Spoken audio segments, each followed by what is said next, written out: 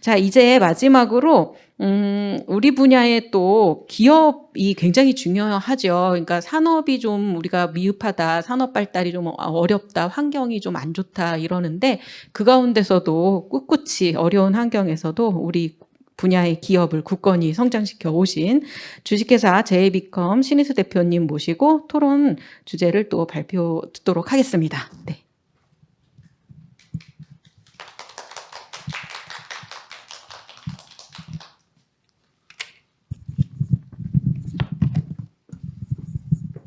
네, 안녕하세요. 반갑습니다.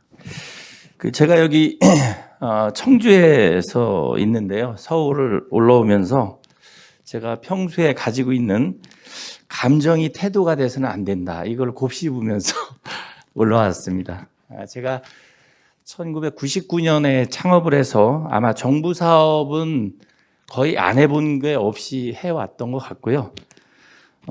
한참 할 때는 제주도에서 서울까지 16개 지사를 운영을 했었고, 현재는 많이 줄였습니다. 한 38명 정도 6개 지역에서 하고 있는데요.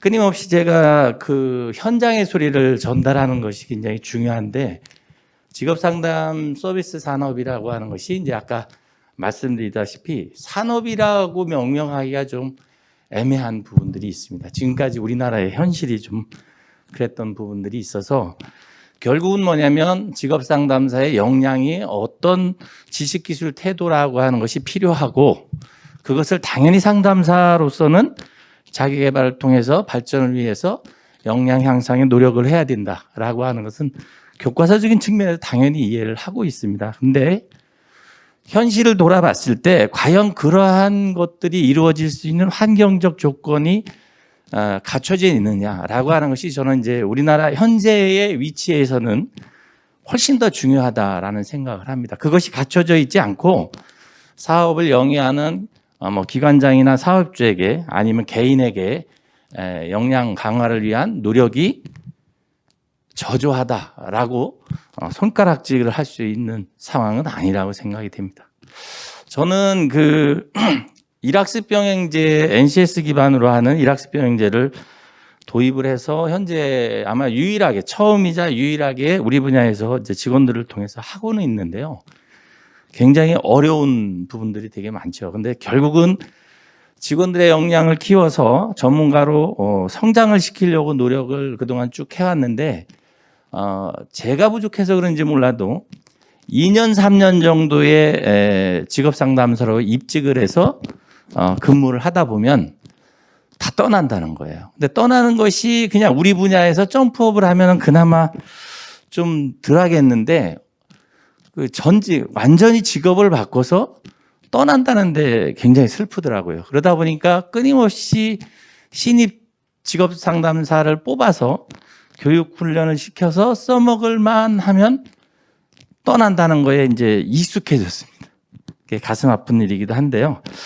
일단 저는 이제 현장에서 느끼는 부분이죠. 우리가 양적으로는 직업상담 서비스가 2009년도에 취성패라고 하는 것을 시작으로 해서 2000년도에 국민취업지원제도로 전환이 되고, 또 2000년 5월 1일자로 재취업지원 서비스가 의무화되고, 또 올해 4월 25일자로 직업능력개발법이 바뀌면서 중장년 새출발 카운슬링이라고 하는 사업이 시범 사업으로 시행이 되고 하는 양적인 측면에서는 나름대로 발전을 해왔다라고 생각을 합니다.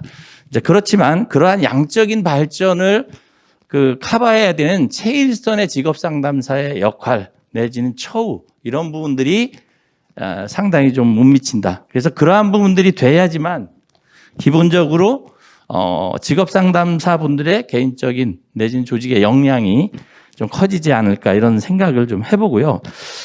우리나라에서 왜 이 직업상담 서비스 산업이 이토록 개인의 역량이 중요하다라고 이야기를 하지만 현실 속에서는 전혀 역량이 중요하지 않다라는 것을 보여주는 부분들은 아무래도 이제 시스템이라고 하는 부분들이 있을 텐데요. 왜냐하면 모든 산업에 있어서는 생산성이라고 하는 것이 굉장히 중요하죠. 우리가 역량을 키우는 것도 직업상담사로서 입직해서 1년 차와 5년 차와 10년 차가 하는 일이 달라야 되고요. 당연히 그 하는 일이 다른 것에 따른 보상과 대우가 달라져야 되는데 똑같습니다. 아주 냉정하게 기업을 하는 제 입장에서는 3년 되면 예를 들면 노동 생산성의 꼭지점을 찍는다고 봤을 때요. 3년 넘어서 월급만 올라가고 하는 일은 똑같아. 이때부터 적자야. 이런 구조예요. 그러면 오래 근무하는 게 반갑지 않죠. 기업주 입장에서도. 그리고 당연히 상담사 입장에서도 내가 1년 차나 5년 차나 똑같은 생산성을 통해서 하는 일이 같아요. 당연히 더더욱 노력을 할 이유가 없는 거거든요. 이것이 수정되고 개선되지 않으면 사실 우리 분야의 산업이라고 하는 것이 발전할 수가 없다고 생각을 합니다. 저는. 보면은 아까 말씀드린 우리 분야에서 가장 어려운 것이 이제 정부의 예산을 가지고 위탁 운영을 시켜주는 G2B 개념의 사업들이 주가 됐다라는 것이죠. 그러다 보니까 그것을 위탁받은 기관의 사업주는 대행하는 정도의 수준밖에는 될 수가 없고 또 모든 것이 표준화되다 보니까 결국은 그 일을 1년 차부터 5년 차까지 어떤 전문성을 답하기가 좀 어려운 부분이죠. 그나마 제가 기대를 했던 것은 재취업 지원 서비스라고 하는 것이 의무화되면서 각각 1000인 이상의 기업들이 퇴직하는 직원들을 위한 재취업 지원 서비스를 의무적으로 하게 되면 이것이 결국은 산업으로 커지지 않겠느냐. 왜냐하면 대기업 같은 경우는 뭐 포스코나 아니면 삼성이나 국민은행이나 기본적으로 이 법이 생기기 전에도 경력센터나 미래지원센터와 같은 내부적인 자체 조직이 있어 왔거나 아니면 외부의 전문 기업의 아웃소싱을 통해서 프로그램을 서비스를 하고 있었어요.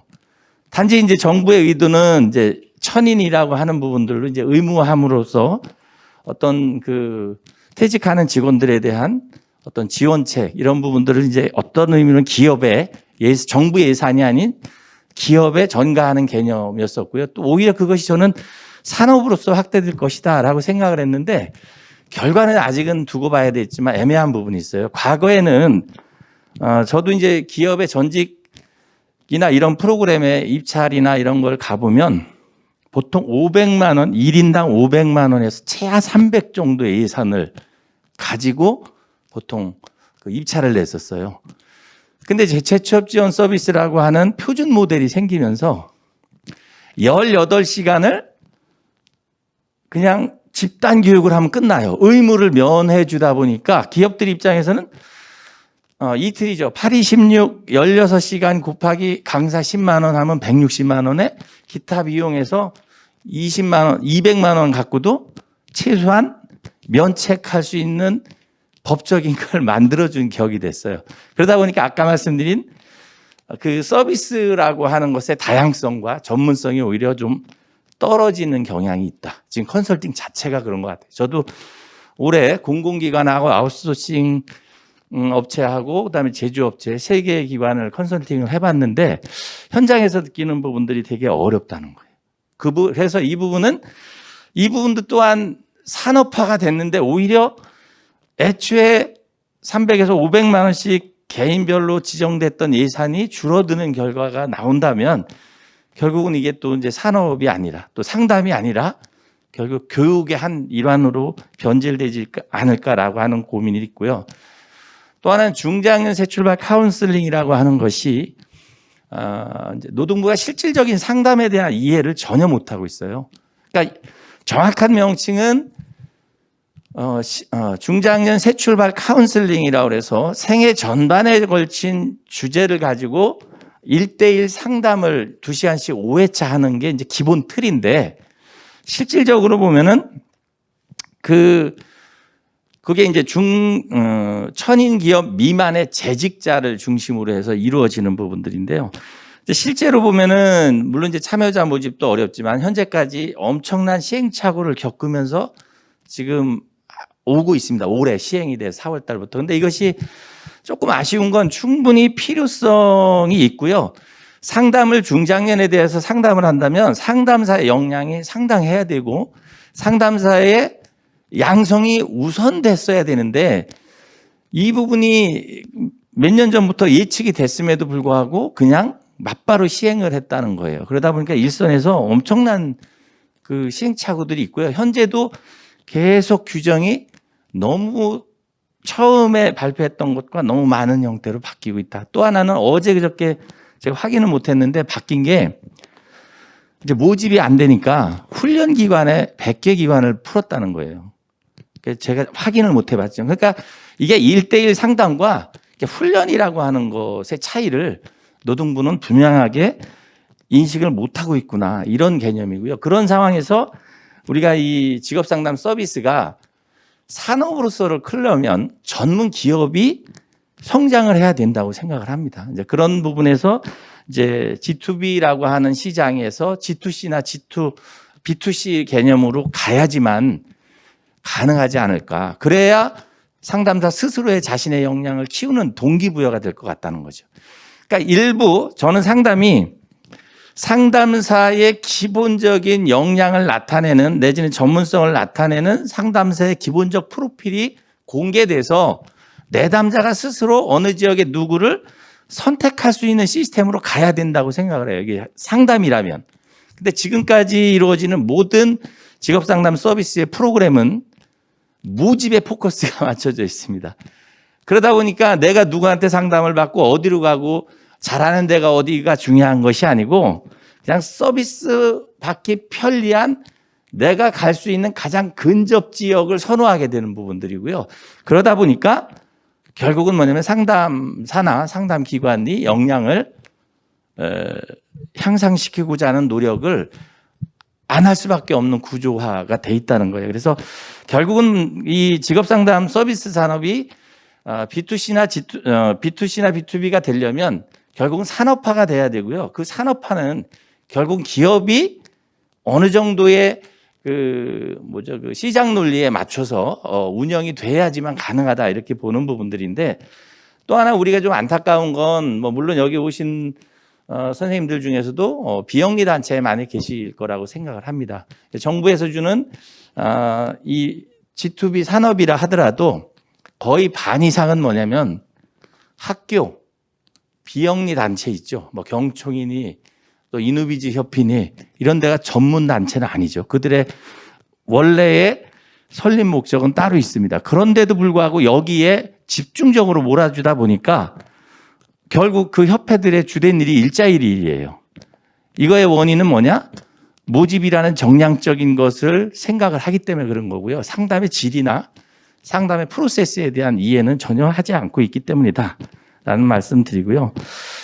고용 형태 아니면은 소득 수준 뒤에 가서 다시 말씀을 드리겠습니다만, 소득 수준 자체가 지금 이제 제가 그 워크넷에 작년도하고 2022년도에 그 구인 광고를 낸 기업들을 전체 한국원에 부탁을 해서 DB를 뽑아봤는데 21년도에는 207만 원이고 22년도에는 213만 원 정도로 됐어요. 연봉으로 환산하면 한 2,400만 원, 2021년도가 그렇고요. 22년도가 한 2,500만 원 정도가 됩니다. 사실은 최저임금에서 크게 차이가 안 나는 부분들이죠. 우리가 대졸 고용노동부 자료를 보면 우리나라 대졸 평균 초임이 2020년도에 보면 3,390만 원입니다. 그래서 이 직업상담이라는 것은 전문성과 감정노동과 여러 가지 산업적 특성이 있는데 어찌됐든 대졸 초임의 평균 임금보다 거의 한 900만 원 정도의 그 초임 임금에서 차이가 난다는 것이고요. 이것이 1년, 2년, 3년, 4년이 겪으면서는 그 소득 수준의 차이는 훨씬 더 크다는 거죠. 그러니까 이런 상황에서 누가 자신의 역량 개발을 위해서 그렇게 적극적으로 노력할 것이냐라고 하는 부분들이 있고요. 또 우리 직업상담사 부분이 그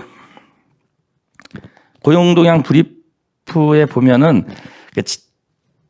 감정노동으로서의 이제 순위가 나와 있는데 창업 컨설턴트가 5위, 취업 알선원이 8위, 커리어 코치가 18위, 직업 상담자가 54위로 직업 상담 분야의 직종들이 감정노동으로서의 굉장히 위에 와 있습니다. 그만큼 이제 직업 상담사들의 감정 노동이 심하다는 것은 그만큼 에너지 소진이라고 하는 것이 굉장히 크다는 거거든요. 또 하나는 뭐 상담이라고 하는 분야를 다 아시겠지만은 100명이 아무리 잘해도 한 명이 사람을 참 그죠? 에너지를 소진시키게 만드는 부분들인데 이런 부분에 따른 문제도 좀 제기될 수가 있고요.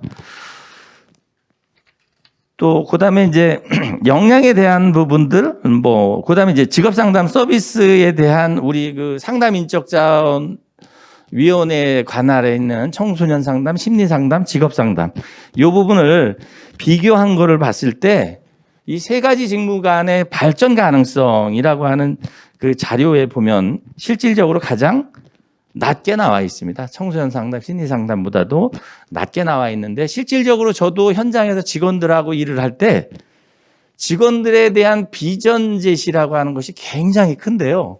어느 순간에 이게 거짓말로 느껴지는 게 아닌가. 사실 저는 개인적으로 굉장히 비전을 갖고 있고 실제 발전 가능성이 높다라고 하는 확신을 갖고 있는데 직원들이 이제 계속적인 의심을 하죠. 저에게도 물어보기도 하고. 근데 그런 의미에서 보면 이런 부분에 대한 확신을 주는 것이 굉장히 중요한데 계속해서 나오는 정책 발표나 아니면 처우들이 이런 확신을 주기에는 제가 아주 확신을 갖고 이야기하기에는 좀 어렵게 만드는 현실인 것 같습니다.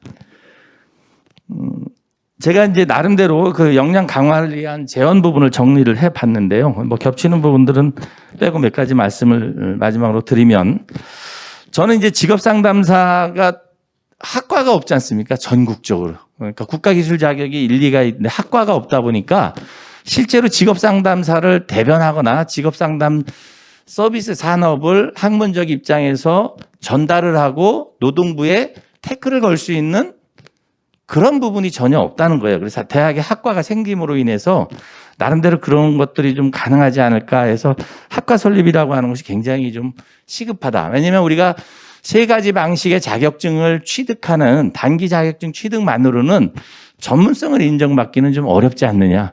결국은 4년제에서의 그 학위과정, 학부의 개설이라고 하는 것이 우리 업종에서는 굉장히 시급한 문제다. 이렇게 좀 말씀을 드릴 수 있고요.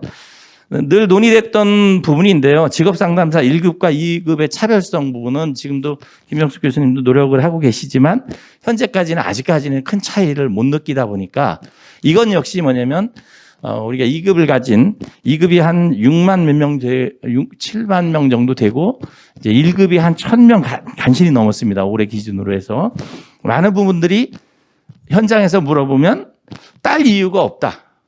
왜냐하면 1급을 취득했을 때 무엇인가 변화되는 게 있어야 되는데 딸 이유가 없다는 거예요. 실질적으로. 그러다 보니까 뭐 취득률이 떨어지는 거고 결국 그것이 다 역량과 연결되지 않느냐. 그래서 이 1급과 2급이라고 하는 부분들의 어떤 차별성 문제하고요. 이게 전에도 전 말씀을 나눴는데 이 직업 상담사가 국가 기술 자격입니다.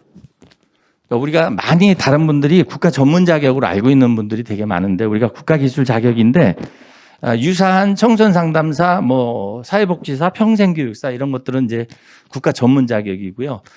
그러다 보니까 법적으로 이 자격증을 소지한 사람들의 어떤 뭐 사회복지사회라든가 뭐 평생교육사회라든가 이런 것이 보장이 되고 실질적인 그런 활동을 통해서 어떤 전문성과 처우, 발전 방안에 대한 논의가 아주 밑에서부터 이루어지는데 우리 분야에서는 그것이 아직 현실적으로 또 이런 자격증의 한계 때문에 이루어지지 않고 있다라는 말씀을 좀 드리고요.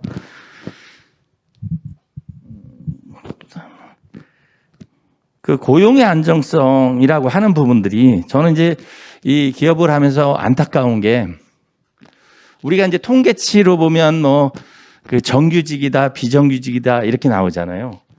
정부에서 주는 모든 위탁 사업의 계약 기간이 국치를 비롯해서 1년이 가장 많습니다. 최대치가 3년이에요. 대학 일자리 센터 정도.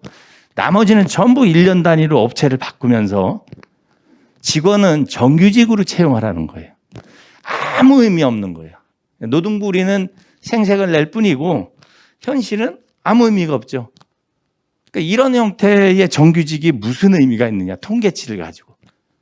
그러니까 실질적으로 서비스의 질이나 전문성 확대를 위하면 최소 3년에서 5년을 보장해주고 중장기적인 계획하에 서비스가 이루어져야 되는데 1년 단위로 사업을 주면서 직원은 정규직 채용을 하라는 거예요.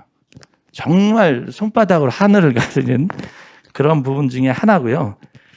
또 하나는 위탁기관이라고 하는 부분들을 너무 어렵게 하는 부분 중에 하나가, 자, 국치 예를 들으면 어느 정도 모든 정부기관에서 위탁 사업을 줄 때는 그 위탁 사업을 받은 기관의 최소한도의 지속 가능한 부분들을 인정해 주는 게 맞는데, 이 국치는 숫자 노름을 하다 보니까 여러 업체를 위탁해서 선정해 놓으면은 목표는 달성하겠지라는 게 노동부 생각이에요. 그러다 보니까 서울 남부지청 16개 업체가 부딪히고 있고 한 개 업체당 2명, 3명이 근무하면서 적자를 보고 있어요. 그리고 우리가 거꾸로 내담자 입장에서 사무실 규모가 최소한 5명 정도가 돼야 한 명이 문제가 생기든 대체할 수 있는 부분들이 있는데 아무 관계 없습니다. 상담사 2명 이상이면은 다 승인을 해주다 보니까, 예를 들어 충주, 지방의 충주 같은 경우 인구가 20만인데 위탁기관을 6개 선정한 적이 있어요. 다 죽으라는 얘기고 노동부는 예산만 쓰면 된다, 이런 생각. 이런 기본적인 것들이 고쳐지지 않고는 우리 분야의 발전은 요원하다, 이렇게 좀 말씀드리고요. 이 두 가지예요. 어떤 최소한도 인구 10만 명당 한 개 위탁기관, 이런 기준이 있어서 서로 윈윈이라고 하는 파트너십이 돼야 되지, 나는 관계없고 5개 아는 사람 해서 뭐 하나 더 해주고 해서 10개, 5개 해주는, 다 죽는 그런 부분들은 기본적으로 좀 우리 산업 발전을 좀 저해한다라는 생각이 들고요. 그다음에 하나는 그 직업 상담사의 어떤 일하는 자부심, 이런 부분들, 뭐 처우가 분명하지 않아도 나름대로 열심히 자부심을 갖고 일하는 분들이 분명히 계신데, 이런 부분들에 대한 그 공로를 치하하고 또 실질적으로 자기가 하는 일에 대한 자부심을 느낄 수 있는 직업 상담사의 날을 지정을 해서 또 우수 상담사에 대한 표창, 뭐 이런 부분들을 좀 운영을 하는 것이 좀 좋지 않을까라는 생각을 합니다. 그 또 한 가지는 이제 노동부에서 상담의 질을 높이기 위해서 그 우수기관, 고용 서비스 우수기관 인증제와 품질 인증제 두 가지를 운영합니다. 자, 노동부 장관으로 나가는 거고요. 시행기관도 한국원에서 해요. 거의 평가 기준도 똑같습니다. 왜 그걸 두 개를 해서 그렇게 못 살게 그런지를 모르겠어요. 하나만 해도 되는 거 아닌가 싶기도 하고요. 또 하나는 그 평가 기준이라는 것이 10년간 해온 기관보다 신규 기관을 서비스 품질을 인증해주는 묻지 못할 일이 생긴다는 거죠. 아니, 서비스를 한 번도 안 했는데 어떻게 우수기관 인증을 해주고 서비스를 5년간 해준 데는 안 해줄 수 있느냐. 이게 말이 안 되는 부분인데 현실적으로 그게 이루어지고 있어요.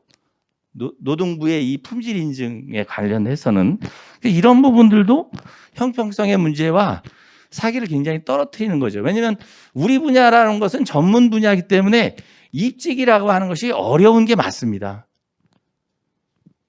이게 우선 당장 사업계획서로 품질 인증을 신규 기업이 받고 진입하는 문제는 다른 문제가 있겠죠. 퇴직 공무원을 위한 것밖에는 달리 설명할 수가 없어요. 제가 처음에 말씀드렸다시피 감정이 태도가 되면 안 된다. 그걸 되새기면서 왔음에도 불구하고 목소리가 조금 격양된 부분은 저의 인간적인 미라고 생각을 해주시고요. 어찌됐든 29년 동안 제가 이렇게 직업 상담을 하는 것은 제 개인적으로 굉장히 보람을 느끼고 일을 하고 있습니다. 모든 정부나 이런 데서 뭐 좋은 일자리, 괜찮은 일자리, 양질의 일자리 이런 얘기를 하지만 저는 사실 그거는 해답이 아니다라고 생각을 하면서 살아왔어요. 저에게는 좋은 일자리, 괜찮은 일자리, 양질의 일자리는 없다. 다만 좋아하는 일자리를 매칭해주고 찾아갈 수 있도록 상담해주는 게 우리의 역할이다. 이런 생각을 하고 제가 한 25년간 해왔고요. 앞으로도 아마 조금이나마 도움이 된다라고 하면 도움을 줄 것 같고요. 큰 틀에서 지금까지의 직업상담 서비스는 조금 큰 틀에서 바라볼 부분은 우리가 건강보험이 초기에는 치료 목적으로 시작을 했죠. 우리가 병이 나서 병원에 가면 치료비를 국가에서 일부 부담하고 하는 개념이었는데 지금은 철저하게 예방 개념으로 시행을 하고 있습니다. 저는 직업상담 서비스라고 하는 것이 지금부터는 예방 개념으로 가야 된다. 그래서 실직자, 재직자를 논하지 않고 또 주된 일자리라고 하는 것이 생애 주기에 있어서 의미가 없습니다. 과거에는 20년 근무하고 퇴직해서 10년 하면 20년 한 게 주된 일자리였지만 지금 젊은 사람들은 2년, 3년, 5년 그냥 10가지의 직업을 계속 바꿔가는 상황에서 과연 주된 일자리의 의미가 있을까? 결국은 실업자라고 하는 그 틈을 거치지 않고 끊임없이 이직과 전직을 자유롭게 하는 것이 우리 직업상담 분야에서 고용의 안정성을 확보하는 길이 아닌가. 그 안에서 직업상담 서비스는 예방적 차원에서의 프로그램들이 좀 늘어나야 되지 않겠느냐라는 말씀을 끝으로 제 발표를 모두 마치겠습니다. 감사합니다.